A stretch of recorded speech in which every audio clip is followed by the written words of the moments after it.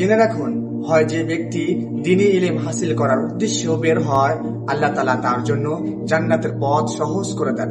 কারণ এলেম ছাড়া কোনো আমলই সুন্দর ও সঠিকভাবে হয় না।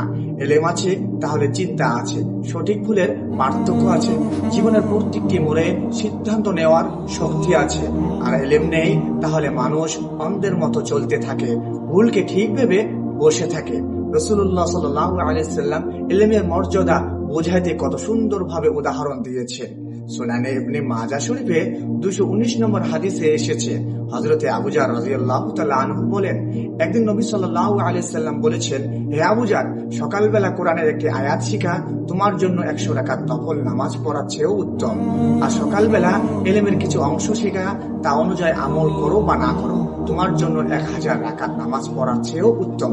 সুবহানাল্লাহ। ভাবুন তো, মাত্র একটি আয়াত শিখা অথবা একটি সত্যিকারের উপকারী এলেম অর্জন করা, এটি 1000 রাকাতের থেকেও বেশি মূল্যবান। কেন? কারণ এলেম সেই আলো, যে আলো মানুষকে আল্লাহর দিকে নিয়ে যায়। এলেম সেই দিশা যা মানুষকে ভুল থেকে বাঁচায়, সঠিক পথে চলায়। তাই যারা এলেম শিখতে বের হয়েছে, তারা আসলে জান্নাতের রাস্তার দিকে যাত্রা শুরু করে দিয়েছে। আসলে আমরা সবাই এলেম শিখার নিয়ত করি, প্রতিদিনই অন্তত একটি আয়াত, একটি হাদিস, একটি মাসালা শেখার চেষ্টা করে। এটাই আমাদের জান্নাতের পথের প্রথম পদক্ষেপ। আল্লাহ তাআলা আমাদের সবাইকে ইলমের উপর আমল করার তৌফিক আতা করুন।